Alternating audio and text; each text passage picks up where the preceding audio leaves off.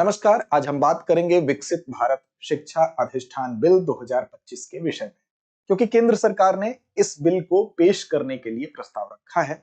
अब ये एक प्रकार का ऐसा बिल है जिसके माध्यम से एकीकृत उच्च शिक्षा नियामक बनाने के बारे में एक मसौदा प्रस्तुत किया जाएगा। अगर ये कार्यरूप लेता है तो इसका जो भी इसकी संरचना बनाई गई है वो सामने आएगी। तो आज इसी बिल के ऊपर हम चर्चा करेंगे जिसको कि पेश किए जाने की बात कही जा रही है। तो हमारी आज की खबर यही है कि विकसित भारत शिक्षा अधिष्ठान बिल 2025 संसद में पेश करने की तैयारी है। अब इस विषय में कोई भी बिल प्रस्तुत किया जाता है तो उसके पीछे कुछ उद्देश्य होते हैं। तो सबसे पहले इसके उद्देश्य को हम समझेंगे, फिर समझेंगे कि इस बिल की क्या संरचना ऐसी है जिसके माध्यम से एक एकीकृत उच्च शिक्षा नियामक बनाए जाने की बात कही जा रही है। और सबसे पहले कि ये प्रेरणा कहां से मिल रही है, किस इस अगर इन उद्देश्यों को तय किया जा रहा है तो उसके पीछे कहीं ना कहीं प्रेरणा रही होगी। तो आप जानते हैं कि एनईपी 2020 जो है, यानी कि राष्ट्रीय शिक्षा नीति जो 2020 है, उसमें ऐसी एक परिकल्पना की गई थी। उसी परिकल्पना को एक साकार रूप देने की कोशिश की जा रही है इस बिल के माध्यम से। तो चलिए एक एक करके समझते हैं। सबसे पहले बात करेंगे इस बिल को लाए जाने के पीछे जो उद्देश्य है। तो क्या उद्देश्य है? पहला उद्देश्य तो यही है कि एक ऐसी व्यवस्था बनाई जाए जो कि एकल नियामक प्रणाली हो। एकल नियामक प्रणाली का मतलब ही हुआ कि जैसे उच्च शिक्षा की यहाँ पर बात हो रही है, हायर एजुकेशन की बात हो रही है। अभी तक जैसे विश्वविद्यालयों की जो शिक्षा होती है उसको रेगुलेट करने का काम आप देखे होंगे। जैसे आपने यूजीसी को देखा, यानी कि यूनिवर्सिटी ग्रांट कमीशन को देखा, 1956 में ये आई। अब यूजीसी क्या करती है? फंड को लेकर जो रिलीज करने की बात होती है विश्वविद्यालयों को, वो यूजीसी करती है। इसके अलावा विश्वविद्यालयों के लिए समय समय पर यूजीसी नियम बनाती है, रेगुलेशंस अपने बनाती है। उन रेगुलेशंस का पालन अनुपालन करना विश्वविद्यालयों के लिए उनकी जिम्मेदारी होती है। इसी तरह से एक संस्था है AICTE। दूसरी संस्था आपकी क्या है? AICTE। अब ये बेसिकली टेक्निकल यूनिवर्सिटीज के लिए ये है, all India council for technical education. ये उनके लिए हायर एजुकेशन को रेगुलेट करने के लिए एक संस्था है। इसी तरह से आपकी NCTE है, यानी कि national council for teacher education, NCTE जो कि टीचर के एजुकेशन के लिए काम करती है। अब इन तीनों ही संस्थाओं को एक तरह से समाप्त करते हुए एक एकल नियामक प्रणाली बनाई जाएगी, यानी कि इन तीनों संस्थाओं को हटा दिया जाएगा और उनको, इन तीनों संस्थाओं के जो कार्य हैं उनको परिषदों के माध्यम से एक ही नियामक प्रणाली में, यानी कि एक ही ऐसा, आप कह सकते हैं कि तीन अगर अलग अलग संस्थाएं हैं तो उनको हटाते हुए एक संस्था बना दी जाएगी। उनके अंदर ही इनको अलग अलग काउंसिल्स के माध्यम से, परिषदों के माध्यम से इन सारे कामों का विभाजन कर दिया जाएगा। तो ये पहली, ये इसमें व्यवस्था ये है, उद्देश्य ये है कि एक ऐसी प्रणाली विकसित की जाए जो एकल नियामक हो, यानी कि जहां से एक जगह से उसका नियमन हो सके। दूसरी बात यह है कि दूसरा उद्देश्य इसका यह है कि जो नियमन है, जो मानक तय किए जाते हैं और जो प्रत्यायन होता है उसको अलग करना। यहां थोड़ा आपको कठिन लग रहा होगा, एक एक करके इसको समझते हैं। नियमन का मतलब कि रेगुलेशन। जैसे अभी क्या करती है, यूजीसी नियम बनाती है, रेगुलेशंस बनाती है। तो नियम बनाने का काम अलग तरीके से हो, स्टैंडर्ड सेट करने का काम, अगर कहीं पर शिक्षा में कैसे शिक्षकों की क्या गुणवत्ता होनी चाहिए, छात्र शिक्षक का अनुपात क्या होना चाहिए, ये चीज अलग एक काम हो गया। और तीसरा काम हो गया एक्रेडिटेशन, यानी कि प्रत्यायन जिसको कहते हैं, जिसका मतलब है जैसे ग्रेड या मान्यता देने की, आपकी गुणवत्ता की परख की जा रही है कि आपको A ग्रेड मिला, A+ मिला, B+ मिला, यानी कि गुणवत्ता का मानक तय करना, मानक उसको बताना कि कैसी गुणवत्ता रही आपकी। तो इन तीनों कामों को सेपरेट किया जाए, यानी कि ये रेगुलेशन का काम अलग तरीके से हो, मानक डिसाइड करने का काम अलग हो, और प्रत्यायन यानी कि उनको जो ग्रेडिंग का काम है उसको अलग, इन कामों को सेपरेट किया जाए। और ये एनईपी 2020 में भी इस परिकल्पना को स्थान दिया गया था कि एक ही संस्था सब कुछ न करे। उसी परिकल्पना के आधार पर यहां पर दूसरा उद्देश्य इसका यह तय किया गया है इस विधेयक का। तीसरी बात कही गई है कि व्यवसायीकरण को रोकना, यानी कि जो शिक्षा है, शिक्षा को सिर्फ एक मुनाफे का व्यवसाय बनने से रोकना है। यानी कि जो निजी विश्वविद्यालय हैं उनकी जो फीस है वो इतनी ज्यादा ना हो जाए कि सिर्फ और सिर्फ मुनाफे के बारे में ही सोचा जाए। तो शिक्षा को इसके माध्यम से ये कोशिश करना कि उसका व्यवसायीकरण ही केवल ना हो। तो तीन मुख्य रूप से इसके उद्देश्य हैं, इस बिल के उद्देश्य हैं। पहला, एकल नियामक प्रणाली के रूप में जिसमें यूजीसी, एआईसीटीई और एनसीटी को समाप्त करते हुए एकल नियामक प्रणाली बनाया जाए। नियमन, मानक तय करना और जो ग्रेडिंग होती है, ये इन कामों को सेपरेट करना, और शिक्षा का व्यवसायीकरण रोकना। ये तो इसकी बात होगी इसके विधेयक के उद्देश्य की। अब बात करते हैं कि इसका जो प्रस्तावित कौन सा स्ट्रक्चर होगा, यानी कि जो संरचना है ये क्या होगी। तो इस संरचना में देखिए मुख्य रूप से 3 काउंसिल होंगी, यानी कि 3 परिषदें होंगी। पहली परिषद का नाम आप देख रहे हैं रेगुलेटरी काउंसिल, जिसको इसका नाम दिया जाएगा। दूसरी काउंसिल होगी आपकी स्टैंडर्ड काउंसिल और तीसरी है एक्रेडिएशन काउंसिल। अब ये 3 अलग अलग काउंसिल्स हैं, इनका काम क्या होगा। तो पहली काउंसिल जो रेगुलेटरी काउंसिल होगी वो क्या करेगी, वो किसी भी चीज के लिए अगर संस्थान आपको स्थापित करना है तो उसके लिए आप क्या करेंगे, इसी से आप अनुमति लेने का काम करेंगे। तो अनुमति प्रदान करने का काम कौन करेगा, रेगुलेटरी काउंसिल करेगी। इसी तरह से अगर कोई नियम बनाना है तो नियम बनाने का काम कौन करेगा, वो रेगुलेटरी काउंसिल करेगी। इस प्रकार इस नियम का अनुपालन सुनिश्चित करना, पालन हो रहा है कि नहीं हो रहा है, ये कौन करेगा, रेगुलेटरी काउंसिल करेगी। इसी तरह से अगर उसका अनुपालन नहीं हो रहा है तो दंड की व्यवस्था भी रेगुलेटरी काउंसिल ही करेगी, यानी कि पूरी तरह से रेगुलेट करने का काम जो करेगी वो रेगुलेटरी काउंसिल करेगी।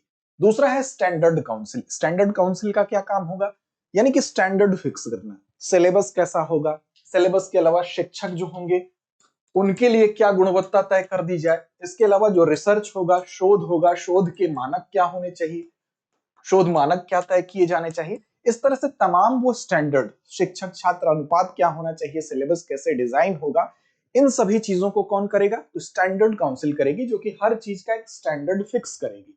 तीसरी जो आपकी काउंसिल है वो है एक्रेडिएशन काउंसिल, जिस जैसे आज के समय में आप नैक देखते हैं। नैक क्या करती है, ग्रेडिंग प्रणाली, वो ग्रेड देती है अलग अलग विश्वविद्यालयों को उनके प्रदर्शन के आधार पर। तो यहाँ पर जो एक्रेडिएशन काउंसिल होगी वो ग्रेड देने का काम करेगी, सीधे अर्थों में कहें तो गुणवत्ता के मूल्यांकन का काम करेगी। तो ये इसका प्रस्तावित स्ट्रक्चर है, यानी कि प्रस्तावित जो संरचना है उसमें इस तरह से कुछ इसको डिजाइन किया गया है।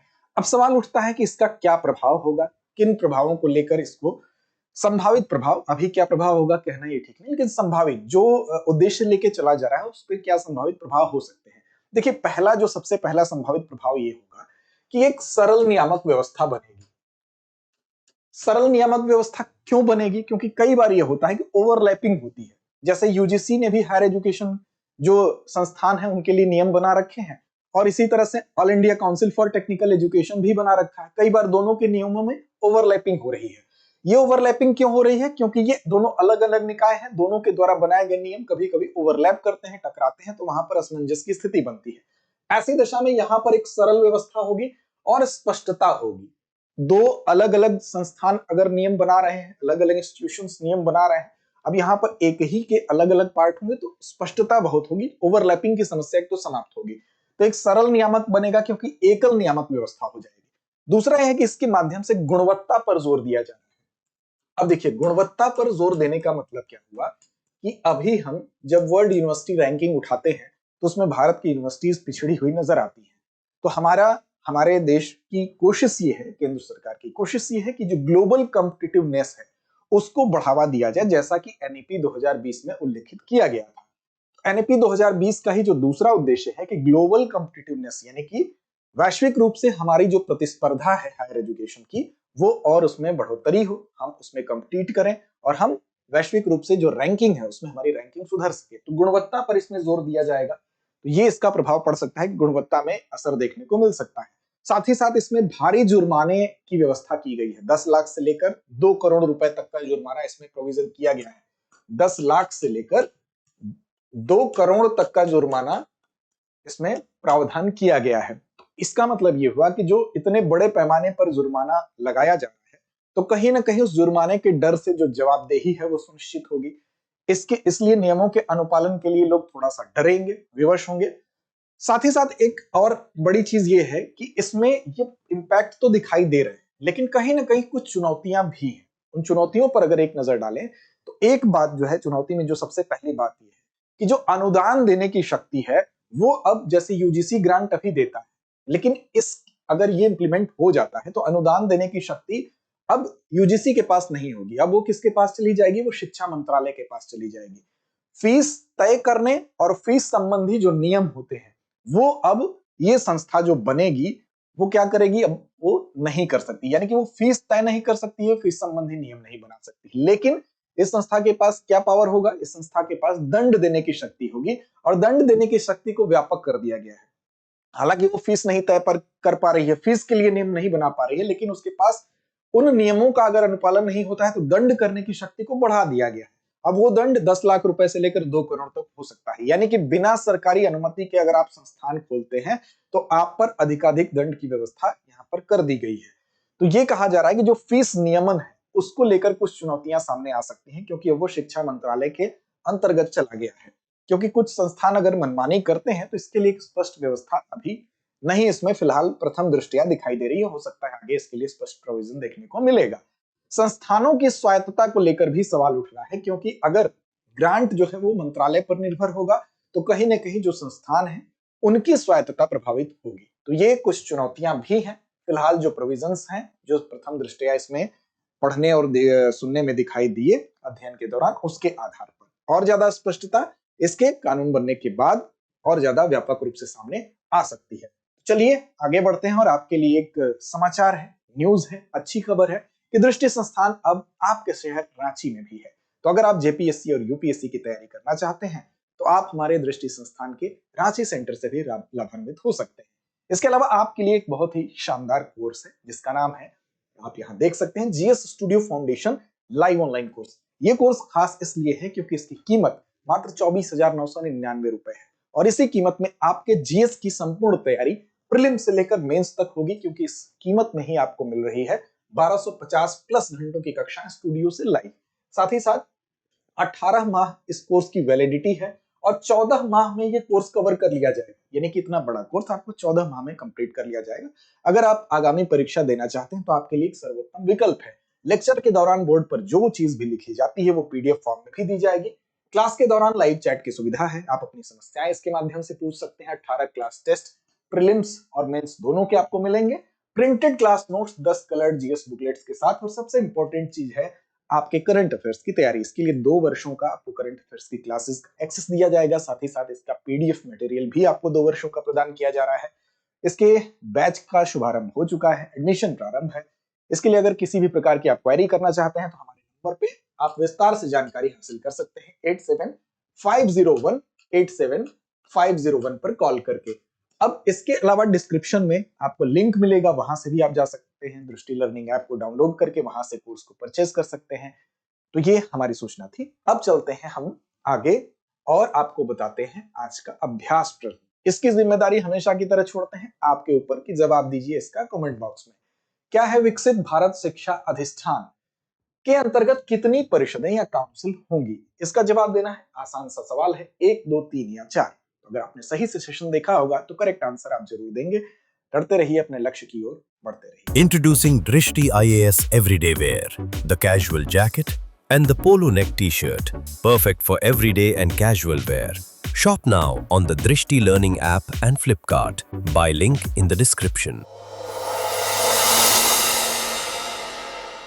अब एग्जाम की तैयारी को और बेहतर करने के लिए हमारे चैनल को लाइक, शेयर और सब्सक्राइब करना ना भूलें।